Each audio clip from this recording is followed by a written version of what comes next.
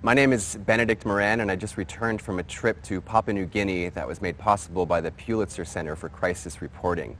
Papua New Guinea, a country in the Pacific region located just north of Australia, has the highest rate of tuberculosis in the region and the second highest in Asia. It's a big deal because of the development of what's called multiple drug-resistant tuberculosis or extremely drug-resistant tuberculosis, which is sometimes very difficult and impossible to treat. That's of concern to a lot of Papua New Guinea's neighbors.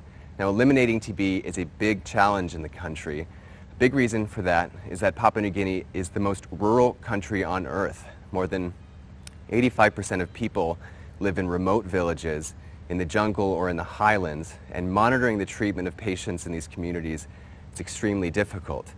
One of the things I wanted to look at are the innovative ways in which doctors are providing health care to these remote areas. For instance, the French charity Doctors Without Borders is using drones to transport sputum samples and even medicine to families in these remote areas.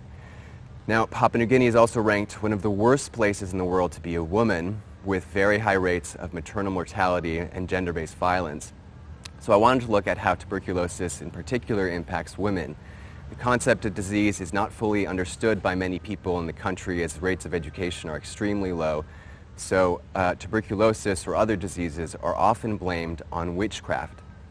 Now, inevitably, I needed to tackle the issue of why the government of Papua New Guinea hasn't been able to address the issue of the rise of tuberculosis. Believe it or not, the country is projected to have the fastest growing economy in the entire world this year. That's because of a number of large-scale mining and natural gas extraction projects.